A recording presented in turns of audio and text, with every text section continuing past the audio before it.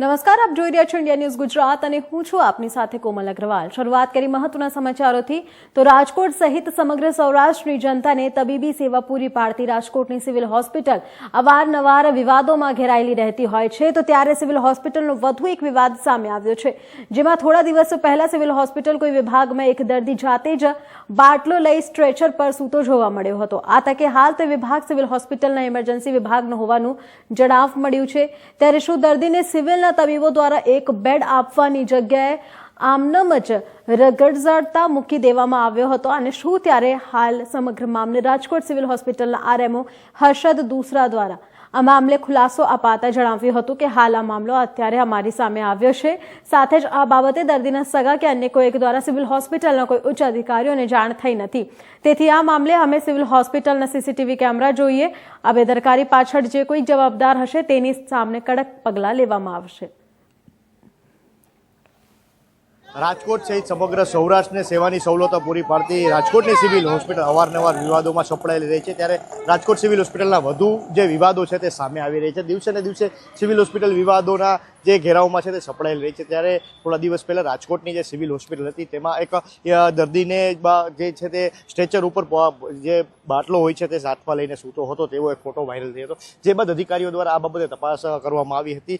ત્યારે વળી એક બીજા થોડા દિવસ બાદ એક જે રાજકોટની જે ગરીબ દર્દીઓ માટે જે એમ્બ્યુલન્સની જે સવલતો પૂરી પાડતી જે એમ્બ્યુલન્સો હોય છે તેનું અત્યારે એક કૌભાંડ સામે આવ્યું છે કે જે એમ્બ્યુલન્સમાં 14 જેટલી એમ્બ્યુલન્સ હતી જે સિવિલને આપવામાં આવી છે દાતાઓ દ્વારા, સરકાર દ્વારા, પણ આ જે એમ્બ્યુલન્સ છે તેમાંથી અત્યારે 5 જેટલી જ એમ્બ્યુલન્સ છે તે કાર્યરત છે અને બાકીની જે એમ્બ્યુલન્સ છે તે ખખડ ધજાનંદની હાલતમાં અત્યારે પડી ગઈ છે। ત્યારે અત્યારે અન્ય બાજુના એક દ્રશ્ય જોઈ રહ્યા છો કે આ જે એમ્બ્યુલન્સ છે તે એકદમ કંડમ હાલતમાં જોવા મળી રહી છે। ત્યારે હાલ અત્યારે આ બાબતે અત્યારે અધિકારીઓ દ્વારા ખુલાસો આપવામાં આવ્યો છે કે જે હોસ્પિટલમાં જે એમ્બ્યુલન્સ છે તે અત્યારે બધી સરખી છે, અમુકમાં જે નાનું મોટું રિપેરિંગ કામ છે।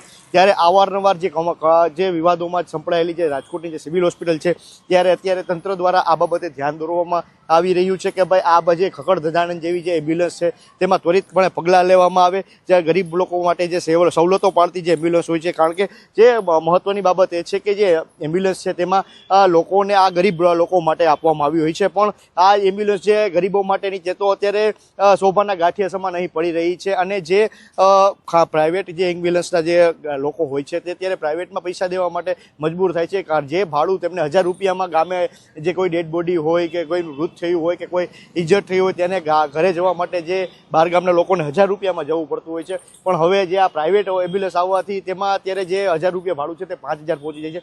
ત્યારે ક્યાંક ને ક્યાંક આમાં કોઈ અધિકારીઓની પણ મિલીભગત હોઈ શકે, કારણ કે અવારનવાર આ બાબતે રજૂઆતો થઈ છે, ઘણા પત્રો પણ લખાયા છે, પણ હાલ સરકાર દ્વારા આ બાબતે કોઈ અત્યાર સુધીમાં પગલાં લેવામાં નથી આવ્યા। ત્યારે અત્યારે જે સમગ્ર મામલો મીડિયાની સામે આવતા આનો બહુ મોટો જે ઘટસ્ફોટ કરવામાં આવ્યો છે। ત્યારે હાલ આ બાબતે અત્યારે સિવિલ અધિક્ષકો દ્વારા જે તંત્ર જવાબદાર છે તેમના દ્વારા ખુલાસો આપવામાં આવ્યો છે।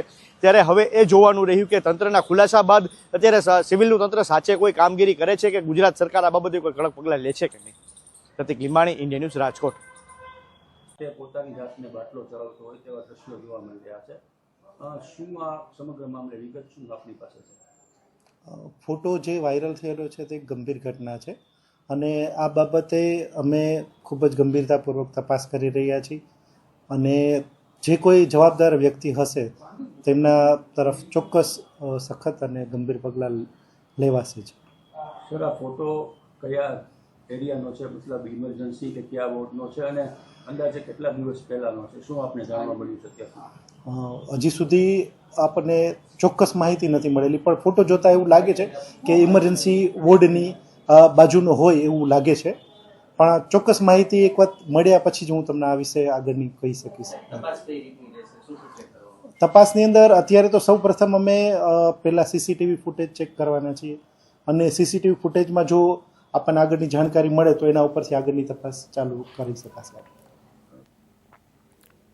અમદાવાદ સિવિલ હોસ્પિટલના વાયરલ વિડીયો અંગે સુપ્રિન્ટેન્ડન્ટનું મહત્વનું નિવેદન સામે આવે છે। પ્રાથમિક દ્રષ્ટિએ તપાસ કરતા વ્યક્તિ દર્દીના સગા બનીને હોસ્પિટલમાં ગયા હોવાનું માલુમ પડ્યું છે। દર્દીના સગાને જવા માટે હોસ્પિટલમાંથી પાસ આપવામાં આવે છે, તેનો ઉપયોગ કરીને આ વ્યક્તિ દર્દી સુધી પહોંચ્યો હોવાનું પ્રાથમિક તારણ છે। આઈસીયુમાં દાખલ દર્દીની સંપૂર્ણપણે સિક્યોરિટી અને ઇન્ફેક્શન ના લાગે તે પ્રમાણે કર્ટન સાથે ગોપનીયતા રાખવામાં આવે છે. તેનો દુરુપયોગ કરીને આ વ્યક્તિ દ્વારા વિડીયો બનાવવામાં આવ્યો હોવાનું માનવું છે. વધુમાં આ વિડીયોમાં જે દર્દી બતાવવામાં આવે છે તે ઓલરેડી વેન્ટિલેટર પર છે, પરંતુ તે વેન્ટિલેટરની ટ્રીટમેન્ટમાં સ્ટેપ ડાઉન થઈ રહ્યું છે, એટલે કે સાજું થઈ રહ્યું છે. એટલે ભાવું કે અન્ય કોઈક વિધિ માન્યતા દ્વારા આ દર્દી સંપૂર્ણપણે સાજું થયું છે તે કહેવું અંધવિશ્વાસથી ભરેલું છે, અંધશ્રદ્ધાથી ભરેલું છે. દર્દીઓની સારવાર, સુરક્ષા, તેમની જિંદગી બચાવવી એ જ અમારી પ્રાથમિકતા છે અને તેનું સંપૂર્ણપણે ધ્યાન સિક્યોરિટી દ્વારા પણ રાખવામાં આવે છે.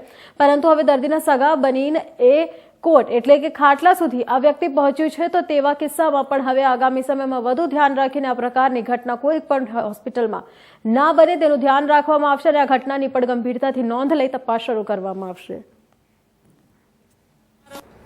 અત્યારે જે વિડીયો વાયરલ થઈ રહ્યો છે, મને પણ એક મીડિયા મિત્ર તરફથી આ વિડીયો સવારે મળ્યો અને એ વિડીયો જોતા મને એવું લાગી રહ્યું છે કે આ વિડીયોની અંદર જે વ્યક્તિ જે પોતાને ભુવા તરીકે દર્શાવી રહ્યા છે એ પોતે એક નોર્મલ કપડાની અંદર લગભગ રાત્રિના સમયે સિવિલના ટ્રોમાવાળા ગેટથી બહારથી એન્ટર થઈ અને એમના જે તે દર્દી પાસે જાય છે અને જે દર્દીની જે એ લોકો એની જે વિધિ કરી રહ્યા છે, તમે જો એને ધ્યાનથી જોશો તો એ દર્દી ફૂલ્લી કોન્શિયસ લાગે છે. એટલે કે એની પરિસ્થિતિ ઉપરથી એવું લાગે છે કે દર્દી સ્ટેપ ડાઉનમાં અને ઇમ્પ્રૂવ પરિસ્થિતિની અંદર આવી ગયું હશે સારવાર દરમિયાન. અને આની આખી જે ક્રેડિટ જે અત્યારે એવું કહી દેવામાં આવ્યું છે કે ભુવાજીએ જે વિધિ કરી એના થકી એ સ્વસ્થ થયો, તો એ વાત સંપૂર્ણપણે તથ્યમાં છે નહીં. એક અંધશ્રદ્ધા ફેલાવી શકે એવી આ પરિસ્થિતિ છે. આઈ થિંક દરેક લોકોએ એવું જાણવું જોઈએ કે જે કોઈ બી વ્યક્તિ જ્યારે સિરિયસ થઈ અને આઈસીયુમાં કે કોઈ પણ રીતે સારવાર માટે આવે છે ત્યારે એની જે પરિસ્થિતિ સારી થાય છે ડોક્ટરની સારવારથી થાય છે, નહીં કે આવી માત્ર કઈ વિધિ કરવાથી થાય છે. એટલે કે આ જે દાવો છે કે એમની વિધિથી આ દર્દી સારો થયો છે એમાં કોઈ તથ્ય નથી. બીજી મહત્વની અને અગત્યની વસ્તુ એ છે કે આ વ્યક્તિ જે ભુવા તરીકે પોતાની જાતને નિર્દેશ કરી રહ્યા છે એ સાદા કપડાની અંદર એક દર્દીના સગા તરીકે આઈસીયુ સુધી પહોંચી જાય છે. અધરવાઇઝ સિક્યુરિટી વ્યવસ્થા એટલી સ્ટ્રોંગ છે કે કોઈ પણ વ્યક્તિ જો પાસ ન હોય તો એના સગા પાસે કે દર્દી પાસે જઈ શકતું નથી. અને જે વિડીયોનો સમય છે એ પણ રાત્રિનો લાગી રહ્યો છે. છેલ્લા 15-20 દિવસની અંદર આવો કોઈ દર્દી અત્યારે અમને મળી નથી રહ્યો, પરંતુ સઘન તપાસ કરી રહ્યા છે. બધા સીસીટીવી વિડીયો ચેક કરવાની સૂચના આપી દેવાય છે અને ટૂંક જ સમયમાં ખબર પડશે કે આ વ્યક્તિ કેવી રીતે આવેલો અને ક્યારે આવેલો. પરંતુ હા, છેલ્લા 15-20 દિવસમાં એની અત્યારે અમને હિસ્ટ્રી મળી નથી રહી. પરંતુ આ ચોક્કસથી એક વાત આપના માધ્યમથી કહેવા માંગીશ કે મહેરબાની કરીને આવી અંધશ્રદ્ધાઓમાં આવશો નહીં. મેડિકલ સારવાર ખૂબ જ જરૂરી હોય છે અને જ્યારે કોઈ વ્યક્તિ સારો થતો હોય છે ત્યારે એ ડોક્ટરની સઘન મહેનત અને એના પરિણામ સ્વરૂપે બહાર આવતા હોય છે. એટલે હું આ બાબતને સંપૂર્ણપણે ખંડિત કરું છું. ક્રાંતિગુરુ શ્યામજી કૃષ્ણ વર્મા કચ્છ યુનિવર્સિટી ખાતે 14મો પદ્મવિદાન સમારોહ યોજાયો હતો, જેમાં દીક્ષાંત સમારોહમાં ગુજરાતના રાજ્યપાલ અને કુલાધિપતિ આચાર્ય દેવવ્રત વૈદિક મિશન ટ્રસ્ટના અધ્યક્ષ ધર્મબંધુ અને કચ્છ યુનિવર્સિટીના કુલપતિ ડોક્ટર મોહન પટેલ ઉપસ્થિત રહ્યા હતા. યુનિવર્સિટી દ્વારા વિવિધ 7 વિદ્યાશાખાના 5530 છાત્રોને પદવી એનાયત કરવામાં આવી હતી, જેમાં 37 છાત્રોને ગોલ્ડ મેડલ એનાયત કરાયા હતા. કચ્છ યુનિવર્સિટીના આર્ટ્સ ફેકલ્ટીના 2059 વિદ્યાર્થીઓને, સાયન્સ ફેકલ્ટીના 617 વિદ્યાર્થીઓને, લો ફેકલ્ટીના 316 વિદ્યાર્થીઓને અને એજ્યુકેશન ફેકલ્ટીના 343 વિદ્યાર્થીઓને, કોમર્સ ફેકલ્ટીના 1987 વિદ્યાર્થીઓને, મેડિસિન ફેકલ્ટીના 182 વિદ્યાર્થીઓને, ડોક્ટર ઓફ ફેકલ્ટીના 26 વિદ્યાર્થીઓ મળી કુલ 5530 વિદ્યાર્થીઓને 14મા પદ્મવિદાન સમારોહમાં પદવી એનાયત કરવામાં આવી. નમસ્કાર. આજ રોજ ક્રાંતિગુરુ શ્યામજી કૃષ્ણ વર્મા કચ્છ યુનિવર્સિટીનો 14મો પદવીદાન સમારોહ યોજવામાં આવ્યો. આ પદવીદાન સમારોહમાં આપણા ગુજરાત રાજ્યના ગવર્નર મહામહિમ શ્રી દેવવ્રતજી ખાસ ઉપસ્થિત રહ્યા અને એમની સાથે રાસલાના જે સ્વામી ધર્મબંધુજી કે જેઓ વૈદિક મિશન ટ્રસ્ટના સંસ્થાપક છે તેઓ પણ ઉપસ્થિત રહ્યા અને અતિથિ તરીકે આપણા આદરણીય R.R. પટેલ સાહેબ પણ ઉપસ્થિત રહ્યા. આજ રોજ 5500થી પણ વધુ વિદ્યાર્થીઓને ડિગ્રી અર્પણ કરવામાં આવી. તેમાં પહેલી વખત આમ તો જનરલી સામાન્ય રીતે એમ કહેવાય કે 28 થી 29 ગોલ્ડ મેડલ આપવામાં આવતા હતા, પણ આ વખતે 37 ગોલ્ડ મેડલ આપણે આપ્યા અને એમાં જ્યાં આપણને એવું લાગ્યું કે કોઈ દાતા આપણને મળી શકે એમ નથી તો યુનિવર્સિટીના ખર્ચે પણ વિદ્યાર્થીઓને ગોલ્ડ મેડલ આપવામાં આવ્યા છે. બહુ ખુશીનો આજે પ્રસંગ છે કે આજના આ પ્રસંગે 1700થી પણ વધુ વિદ્યાર્થીઓએ હાજર રહી અને પોતાની પદવી મેળવી છે. અને મને કહેતા આનંદ થાય છે કે જે વડીલોને આપણે આમંત્રણ આપ્યા હતા એ બધા જ વડીલ મિત્રો આજે આ ખાસ ઉપસ્થિત રહ્યા અને વિદ્યાર્થીઓએ ભવિષ્યમાં પદવી મેળવ્યા પછી કયા નવા પ્રવાસો અથવા તો પ્રયાસો દ્વારા એમને પોતાના જીવનને ઉન્નત બનાવવું જોઈએ એના કેટલાક સિદ્ધાંતો સ્વામી ધર્મબંધુજી દ્વારા તેમજ આપણા મહામહિમ આચાર્ય શ્રી દેવવ્રતજી દ્વારા આપવામાં આવ્યા. અને આજ રોજ આપ સૌએ જેમ માણ્યું કે આજે આ જે પ્રસંગ છે એ યુનિવર્સિટી માટે એક લગ્ન કરતાં પણ વિશેષ પ્રસંગ છે અને એ પ્રસંગમાં આપ સૌની ઉપસ્થિતિ એ અમારા માટે ખૂબ જ પ્રેરક રહી. મારું નામ અનમ વિશાખા સુરેશભાઈ છે. હું કોઠારા અબડાસાથી આવેલ છું. મારો આજે મેં માસ્ટર ઓફ આર્ટ્સમાં ઇકોનોમિક સબ્જેક્ટમાં ગોલ્ડ મેડાલિસ્ટ છું. હું સ્પેશિયલ થેન્ક યુ હું મારા માતા પિતાને કરું છું. એટલું થેન્ક યુ હું અમારા અર્થશાસ્ત્ર વિભાગના ડીન કલ્પના સતીજા મેમને કરવા માંગુ છું કે જેટલો મારો માતા પિતાનો હાથ છે એની પાછળ એમનો પણ છે. અમને ડિપાર્ટમેન્ટમાં બહુ જ પ્રવૃત્તિ સારી કરાવતા અને આજે હું જે કાંઈ પણ છું મારા માતા પિતા અને મારા કલ્પના મેમ સતીજા મેમથી હું છું. આજે મને રાજ્યપાલ હસ્તક જે ગોલ્ડ મેડલ મળ્યું છે, હું મારું સપનું હતું કે હું ગોલ્ડ મેડાલિસ્ટ બનું અને આજે મેં આ સપનું પૂર્ણ કર્યું છે. મારો લક્ષ્ય છે કે હું પ્રોફેસર બનું. સાબરકાંઠા જિલ્લામાં આ વર્ષે પ્રાંતિજ, તલોદ, હિંમતનગર, ઈડર સહિતના તાલુકામાં બટાકાનું વાવેતર થયું છે. તો ગત સાલની સરખામણીએ આ વર્ષે વાવેતર તો વધ્યું છે અને અહીંનું વાતાવરણ સારું હોવાથી ખેડૂતોએ વાવેતર વધુ કર્યું છે.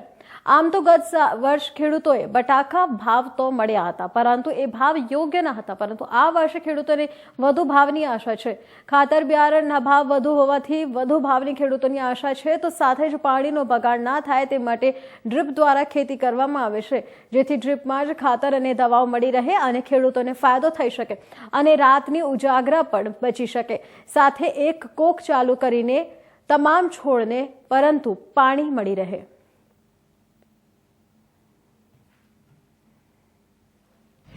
ખાસ કરીને ડ્રીપ ઇરિગેશન કરી રહી છે, પાણી બચાવે છે. કઈ રીતે પાણી બચાવે છે, કઈ રીતે ફાયદો થતો હોય છે? તખતગઢ ગામના મારું નામ અંકિત કિરીટભાઈ પટેલ. વર્ષોથી ડ્રીપ ઇરિગેશન આ ગામની અંદર થયેલું છે ને સરકારનો એવો ખાસ ફોકસ છે કે ખેડૂતો 100% ડ્રીપનો ઉપયોગ કરીને પાણીનો બચાવ કરે. આ ગામની અંદર અનેક યોજનાઓ આવી, અમારે નર્મદાનું પાણી આવે છે ને અત્યારે 100% અમે લોકો જે કંઈ પણ ક્રોપ અમે વાવીએ છીએ શિયાળુ પાકમાં, દાખલા તરીકે બટાકા છે ને અત્યારે હાલ ઘઉંનું પણ વાવેતર છે, ચણા છે, ડોલર ચણા છે, દેશી ચણા છે, આ બધા જની અંદર અમે 100% ડ્રીપનો ઉપયોગ અમે કરીએ છીએ. ડ્રીપનો ઉપયોગ કરે શું ફાયદો થતો હોય છે? ડ્રીપનો ઉપયોગ કરવાથી પૂરતો જમીનને ભેજ મળે છે, પૂરતું ખાતર મળે છે અને વધારાનું નિંદામણ નાશક જે આપણે ઘાસ કહીએ તો એ ઘાસ થતું નથી. તો એનાથી રિઝલ્ટ ખૂબ સારું મળે છે અને ઉત્પાદનમાં પણ ખૂબ સારો અમને લાભ થાય છે. ડ્રીપનો ઉપયોગ કરતા શું ફાયદો થતો હોય છે? ડ્રીપનો અમે ઉપયોગ કરવાથી પાણીનો બચાવ થાય છે. રાત્રે પાણી વાળવા આવું હતું, પાણી વાળવાની જરૂર નથી, એક જ કાક ખોલો એટલે બધે પાણી છોડે છોડે પહોંચી જાય અને બધા ખેડૂતોને ગામમાં ફાયદો થઈ ગયો આ ડ્રીપ ઇરિગેશનથી અને ઉત્પાદન પણ સારું મળે છે અને ક્વોલિટી અને ક્વોન્ટિટી બંને સારા મળે છે અને ખાતર ઓછા ખાતરમાં ઉત્પાદન મળે છે.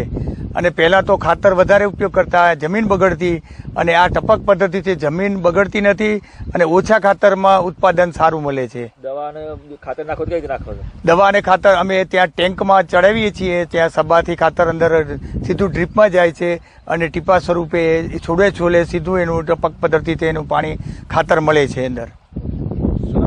જસુભાઈ ડાયાભાઈ પટેલ. ભાવનગર શહેરના પશ્ચિમ વિસ્તારમાંથી પસાર થતી ગઢીચી નદીની હાલત અત્યારે અતિ ખરાબ છે. આ નદીમાં હાલ ગટરના ગંદા અને ગંધાતા પાણી પસાર થઈ રહ્યા છે, તેમજ ભારે ગંદકી અને મચ્છરના ઉપદ્રવના કારણે નદીના બંને કાંઠે રહેતા લોકો ત્રાહિમામ પોકારી ઉઠ્યા છે. ત્યારે છેલ્લા ઘણા સમયથી ગઢીચી નદીનું શુદ્ધિકરણ થયું નથી અને હવે 20 વર્ષ બાદ મનપા ગઢીચી નદી શુદ્ધિકરણ પ્રોજેક્ટ અંતર્ગત અમૃત 2 યોજના હેઠળ ₹70 કરોડના ખર્ચે ગઢીચી નદી શુદ્ધિકરણ કરવા જઈ રહી છે અને પ્રોજેક્ટમાં અડચણરૂપ દબાણ કરતા 800થી વધુ દબાણકર્તાઓને નોટિસ આપવામાં આવી છે। ત્યારે સવાલ એ થાય છે કે છેલ્લા 20 વર્ષથી ગઢેચી નદી શુદ્ધિકરણનું સ્વપ્ન પૂર્ણ થશે કે પછી આ પ્રોજેક્ટ પણ કાગળ પર રહેશે। ભાવનગર શહેરમાં ગઢેચી નદી અત્યંત દૂષિત થઈ ચૂકી છે। તેવામાં સરકાર દ્વારા ગઢેચી નદીનું શુદ્ધિકરણની વાત છેલ્લા 20 વર્ષથી કરવામાં આવી રહી હતી અને હવે તેનું મુહૂર્ત આવ્યું છે। પ્રકાશ વાઘાણી, પૂર્વ ભાવનગર શહેર કોંગ્રેસ સમિતિ પ્રમુખ। નોટિસો આપવામાં આવી છે ધોબીઘાટને, સમગ્ર બાબત શું?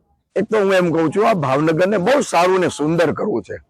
ભાવનગરના લોકો હંમેશાની સાથે હોય, પણ ઈ યાદ રાખવું પડે 1800 પાદરનો ધણી જેનો કૃષ્ણકુમારજી મહારાજ છે, ભગવાન કહું છું તો ભગવાન, એટલા માટે કે સ્વતંત્ર ભારતમાં પોતાનું રજવાડું આપી દે એના પ્રજાજનો અમે બધાએ છીએ।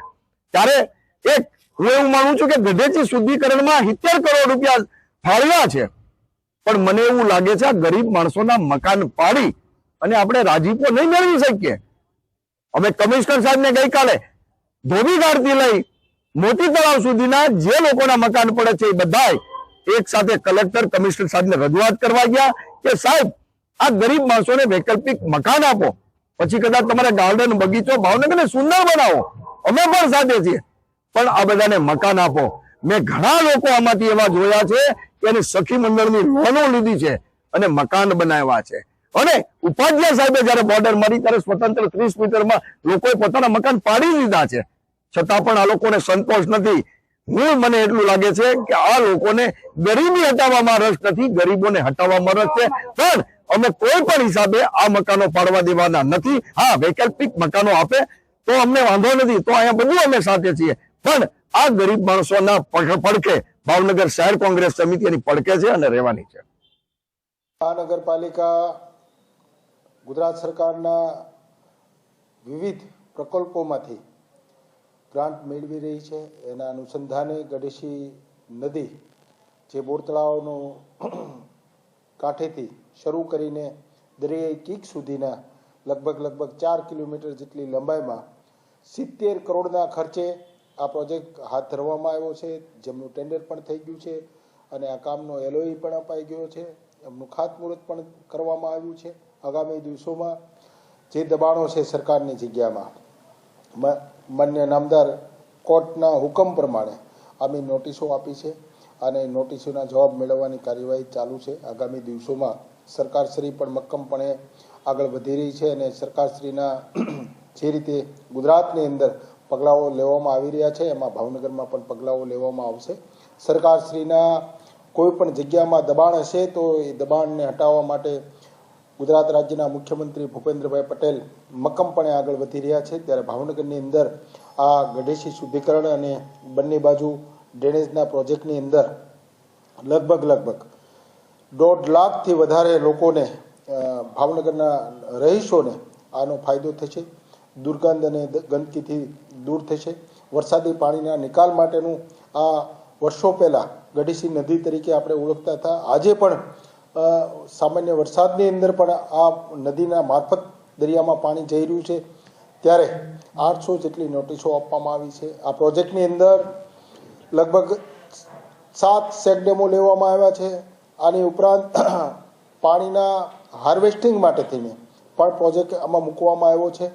આગામી દિવસોમાં આ ગઢેચી નદીનું શુદ્ધિકરણથી ભાવનગરની અંદર ખૂબ મોટો ફાયદો થવાનો છે અને ભાવનગરની એક નમૂના પાત્ર કામ આ ગઢેચી નદીનું થવાનું છે। સાહેબ, ખાસ કરીને વાત કરીએ, ગઈકાલે સ્થાનિકો દ્વારા અહીંયા મોટું ટોળું અંદાજિત 3 થી 4 હજાર લોકોનું ટોળું આવ્યું હતું અને કોર્પોરેશન પાસે માંગ કરી રહી છે કે અન્ય કોઈ વૈકલ્પિક વ્યવસ્થા કરવામાં આવે તંત્ર દ્વારા, કારણ કે ગરીબ અને મધ્યમ વર્ગના લોકો રહે તેને લઈને શું કહેશો? ભાવનગર મહાનગરપાલિકાના વિકાસલક્ષી કામો માટે માન્ય નામદાર કોર્ટના ગાઈડન્સ મુજબ અમે કામ કરી રહ્યા છીએ। આગામી દિવસોમાં એમની જે માંગણી છે એ કમિશનર પાસે રજૂ કરવામાં આવી છે। સરકાર પાસેથી માર્ગદર્શન મેળવીને આગળની કાર્યવાહી કરવામાં આવશે। શું નામ આપનું, કયો વિસ્તાર છે, શું તકલીફ છે? મારું નામ શેખ રૂબીનાબેન સરસ, તો બોર તળાવ ધોબીઘાટ સોસાયટીમાંથી બોલું છું। આજથી 4-5 મહિના પહેલા ડિમોલેશન આવ્યું હતું ત્યારે અમે 20 ફૂટ જગ્યા આપી દીધી હતી એમને, તો હવે શું કામ અમને હેરાન કરે છે? અમે નાના બચ્ચા વાળા છીએ, ટકનું લાવીને ટકનું ખાવા વાળા છીએ, સખી મંડળમાંથી લોન ઉપાડીને અમે મકાન બનાવ્યા છે। હવે એ લોકો એમ કે છે કે અમે નોટિસો આપી, ડિમોલેશન આવ્યું તમને પાડી દઈએ, અમે પાડી દેવા જગ્યા દેવા તૈયાર છીએ, પણ આમાં અમને મકાન દે, જમીન દે, 100 વારનો પ્લોટ દે કે આવાસ યોજનામાં મકાન દે તો અમે એ લોકોને ખાલી કરવા તૈયાર છીએ, બાકી આ અમે દેશું નહીં. રજૂઆત કરી કલેક્ટર સાહેબ ને, કમિશનર સાહેબ ને કાલે અમે રજૂઆત કરી છે. એ લોકો નિર્ણય અમને શું આપે છે અમે એની રાય, બાકી અમે જ્યાં સુધી અમને હામાં મકાન નહીં દે ત્યાં સુધી જીસીબી ની દાતી નહીં મારવા દઈએ. શું નામ છે આપનું, ક્યાં રહો છો અને શું તકલીફ છે? અમારું મકાન પાડી દે, 50 વર્ષથી રહી છીએ અહીંયા. એમને મારું ગુડીબેન કેટલા વર્ષથી? 50 વર્ષથી. અને અમે જોતું તો એટલું આપી દીધું છે એને, અને હવે અમારે ક્યાં જાવ? અત્યારે બધું પાડવાનું કે છે. અમે મજૂર માણસ છીએ, અમારા નાના નાના છોકરા છે, અમારે અત્યારે ધંધા પાણી છે નહીં. અમને 50,000 કેસે અગાડી આપો તો મકાન આપી, અને કોઈ ભાડે નથી આપતા. લોન લઈને અમે મકાન બનાવ્યા છે. માંગણી શું? હવે અમારે જમીન જોઈ ઘર દે, એની સામે ઘર દે અમને. રજૂઆત કરવા ગયા હતા? હા હા. ક્યારે ગયા હતા? કાલ ગયા હતા. હવે એમને તો આ પાડી છે, પેલા અમને દે મકાન હામાં, પછી અમે એમને ખાલી કરી દઈ. કા અમને એની મકાન દઈ દે, ખતવાળા કરી દે, પૈસા ભરવા અમે તૈયાર છીએ. જૂનાગઢમાં રામદેવપરા વિસ્તારમાં 8 લોકો અને એક તલાળા વ્યક્તિના કુલ 9 સામે ગુજ સી ટોકની દરખાસ્ત આવી છે.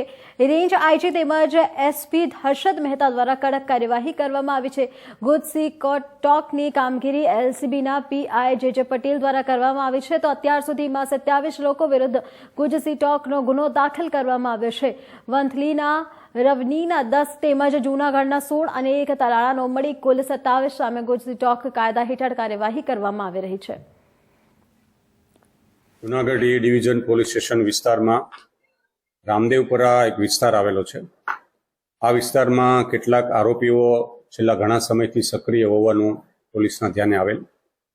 તાજેતરમાં 2 બનાવો એવા બનેલ કે જેના કારણે આ ગેંગ છે એ ધ્યાનમાં આવેલ. એમાં ખાસ એ ડિવિઝન પોલીસ સ્ટેશન વિસ્તારમાં સલમાન ઉર્ફે સલિયો ઉર્ફે સલીમ તૈયબ વિશળ એ હાલ ભાગતો ફરે છે, એમને પકડવાનો બાકી છે. સાથે સાથે એક મેંદરડા પોલીસ સ્ટેશનમાં પણ હમણાં તાજેતરમાં તાલાળા વિસ્તારનો એક બીજો આરોપી નાઝીમ હબીબ સોઢા જે તાલાળા વિસ્તારનો છે અને મેંદરડા પોલીસ સ્ટેશનની હદમાં એમણે માર મારીને લૂંટ કરેલ હોવાનો એક બનાવ છે બનેલો. આ સભ્યો કોણ કોણ હોઈ શકે, આ કેટલા સમયથી આ ગુનેગારો છે, આ બધાની તપાસ એલસીબી પીઆઈ શ્રી જે પટેલને સોંપવામાં આવેલી. ત્યારબાદ આ ગેંગ દ્વારા અલગ અલગ ગુનાઓ છેલ્લા લગભગ 2014થી શરૂ કરીને આજ દિન સુધીમાં છેલ્લા 10 વર્ષમાં એમણે તમામ પ્રકારના, જેમાં લૂંટ, ખૂનની કોશિશ, ખૂન, ધાડ, આ ઉપરાંત ખંડણી, હથિયાર અને દારૂ જુગારના અસામાજિક પ્રવૃત્તિઓના અને નાની મોટી ઈજાઓના પણ પુષ્કળ પ્રમાણમાં ગુનાઓ હોવાનું ધ્યાનમાં આવે. ભાવનગર નગરપાલિકાના આરટીએસ સેન્ટરમાં યુવક સાથે અકસ્માત સર્જાયો છે. શહેરના ચાવડી ગેટ પાસે બનાવેલ આરટીએસ પ્લાન્ટમાં એક યુવાન મશીનરીમાં આવ્યો હોવાની વિગતો મળી રહી છે. મહાનગરપાલિકાના સોલિડ વેસ્ટના આરટીએસ પ્લાન્ટમાં અકસ્માત સર્જાતા યુવાનને ગંભીર ઈજા પહોંચી છે. શહેરના ચાવડી ગેટ પાસે ભીનો કચરો અને સૂકો કચરો અલગ કરવાના પ્લાન્ટમાં મશીનમાં એક યુવાન મશીનરીમાં આવી જતા ઈજાગ્રસ્ત થયો છે. કોન્ટ્રાક્ટર પર કામ કરતા નામના યુવાનને ઈજા થઈ પહોંચી હતી અને ઈજા પામેલ યુવાનને સારવાર માટે સિવિલ ખસેડવામાં આવ્યા હતા, જ્યાં મહાનગરપાલિકાના સોલિડ વેસ્ટ વિભાગના ડમ્પિંગ સાઇટ પર સગીર યુવકનો હાથ કામ કરતા જ સમય મશીનમાં આવી જતા કપાઈ ગયો હતો. कचरा साफ करने का. किधर काम करते हो आप कचरा साफ करने का? चावड़ी गेट प्लांट में. हाँ. क्या हुआ है आपके साथ? उम्र कितनी है आपकी? वो मैं वो तार उसमें चला गया था, वो तार काटने के लिए मैंने हाथ डाल दिया अंदर, तो हाथ चला गया उसमें. उम्र कितनी है तुम्हारी? 17 साल. 17 साल के हो? हाँ. काम क्या वहाँ कर रहे हैं? वो कचरा साफ करने के. किसके अंडर में काम करते हो आप? किसके अंदर मुझे समझ में नहीं आ रहा. किसके आगे काम करते हो तुम वहाँ पे? किसके लिए काम करते हो? आपका सेठ का नाम क्या है? अरशद. अरशद. आप कितने लोग काम करते हो उधर? उधर 15 लोग. 11-12 लोग. और तुम्हारे जितने कितने वहाँ पे छोटी उम्र के काम करते हैं बच्चे लोग? छोटी उम्र के नहीं, मैं अकेला हूँ. 18 के नीचे का और कोई है? नहीं है, मैं अकेला हूँ और वो तो मेरा भाई ठेकेदार, इसलिए मैं आया था. તો હાલ સમાચારમાં આટલું જ. વધુ સમાચાર માટે જોતો રહો ઇન્ડિયા ન્યૂઝ ગુજરાત, ગુજરાતની ધડકન. નમસ્કાર.